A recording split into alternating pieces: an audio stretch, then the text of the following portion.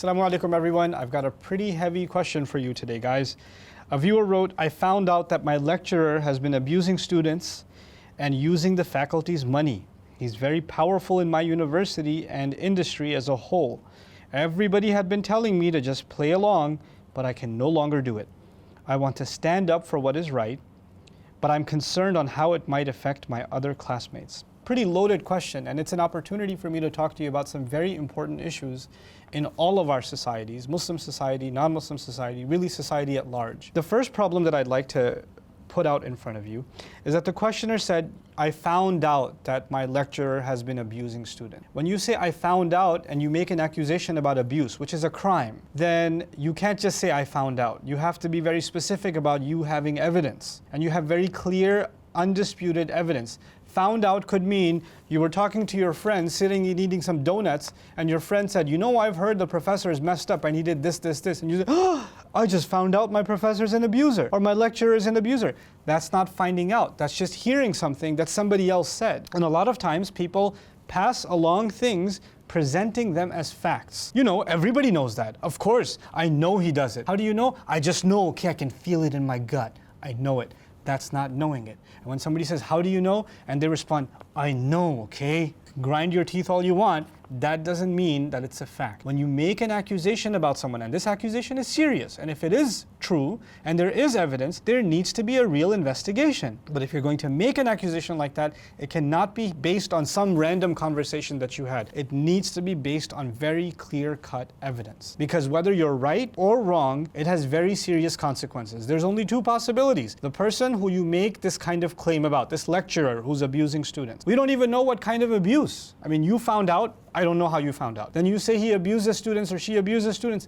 I don't know what kind of abuse they do. What do you mean by abuse? And because there's so many open-ended questions, when you say to somebody, if you say to me, he abused students, I have something in my imagination. You say that to somebody else, he abused students. They have something else in their imagination. Now everybody's using their imagination towards this guy who may or may not have done it. Let's say he did it, but he did one crime, but there's 30 things in people's imagination that he did, which is also creating a huge problem. And then even if the crime was committed, you're not going to get justice because the accusations, so many of them are false, or the assumptions, so many of them are false. So when you come to me and tell me that this professor or this lecturer committed abuse, because abuse is so open-ended, in my head I imagine what that abuse could be. But if you go tell someone else this lecturer committed abuse, then in their head there's another kind of abuse in their imagination. And you talk to 30 people, and 30 people are imagining 30 different things in their imagination. And so as a result of all of that, this crime may be one crime, but now the accusations are 30, 40, 50, 100 different accusations, which means they can't get proper justice even if a crime was done. Which is why when an accusation is supposed to be made,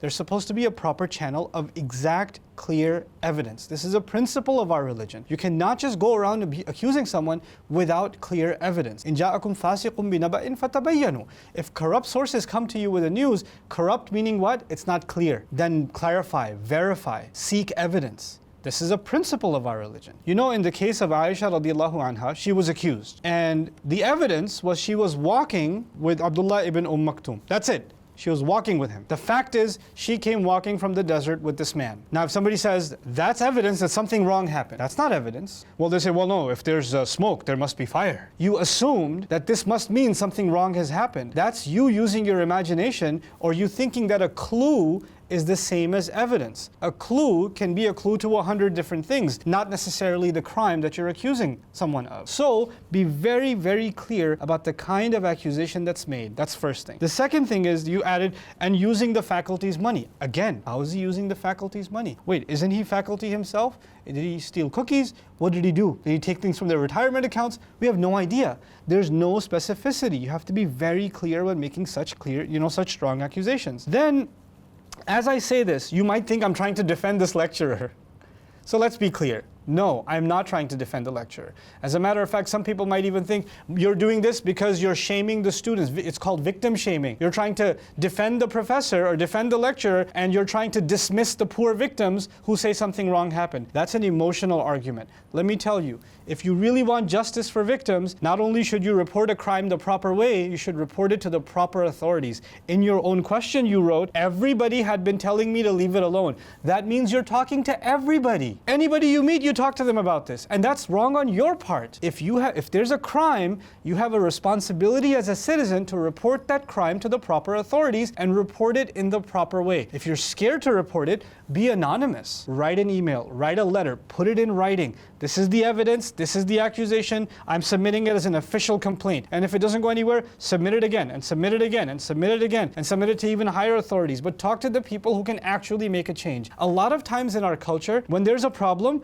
we talk to everybody who has an opinion, but nobody who has a solution. Just talking to people about a problem, the professor's really messed up, and you tell your other students, the professor's really messed up, and somebody else, the professor's really messed up. None of them can do anything about it. The people who can do something about it are the people who hired him, the people in the faculty, the people in the administration. Go talk to them. Those channels are open. And then when you say, well, he's really powerful in the industry, therefore you can't touch him. Who said that? That seems like an opinion. When your friends told you leave it alone, that seems like an opinion. And la nakhafu fillahi lawmata la'im.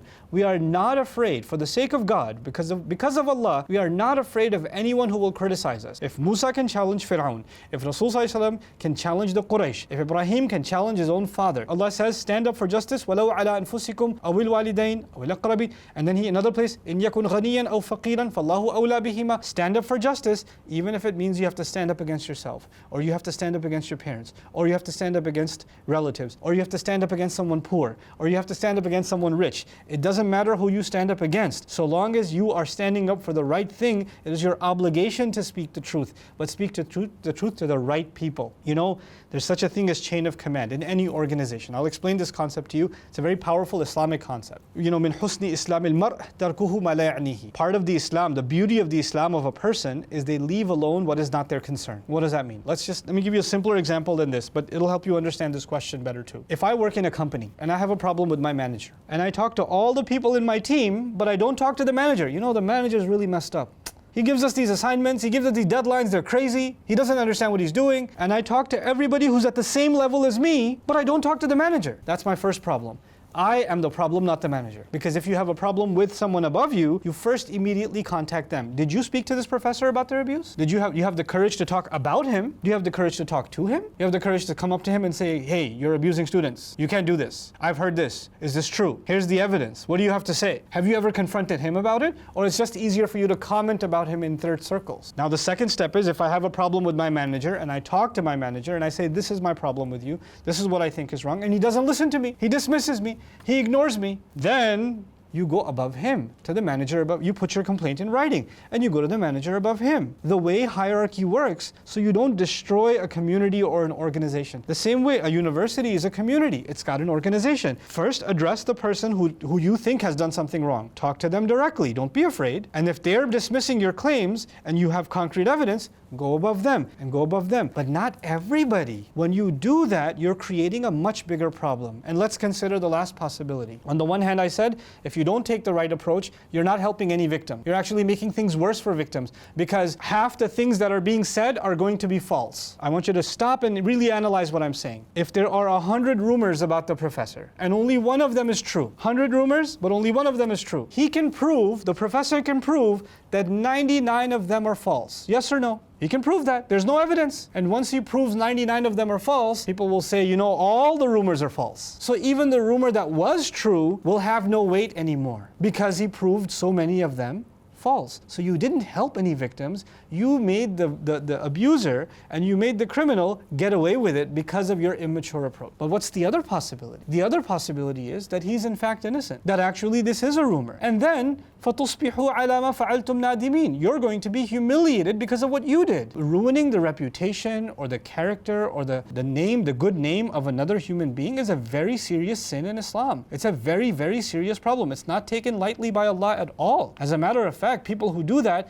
Quran describes in Surah An-Nur, it's not just a crime against a person, it's actually a crime against Allah. To Allah, the dignity of the believer is more important than the dignity of the Kaaba. Now you think about that. How much respect does the Muslim have for the Kaaba? And the Prophet says, La hurmatul mu'min a'zamu hurmatan 'inda Allahi min hurmatiki. He tells the Kaaba, the dignity of a believer is more dear to Allah than the dignity of you, the Kaaba. And if we show the Kaaba respect, we better show the dignity of a believer respect. Even if this professor or lecturer has committed a crime, let's just say they've committed a crime. They should only be punished for that crime. They should not be shamed and humiliated for life. They should not be disregarded from society or pushed away. As a matter of fact, when somebody makes a mistake like that, they need help. Shaming them, degrading them, humiliating them, dragging their name is not going to help them or not going to help anybody else. And if this is the way we start solving our problems, all of us have been destroyed. May Allah protect us and make us mature in the way we deal with criminal situations. Barakallahu li wa lakum. Assalamu alaikum wa rahmatullahi wa barakatuh.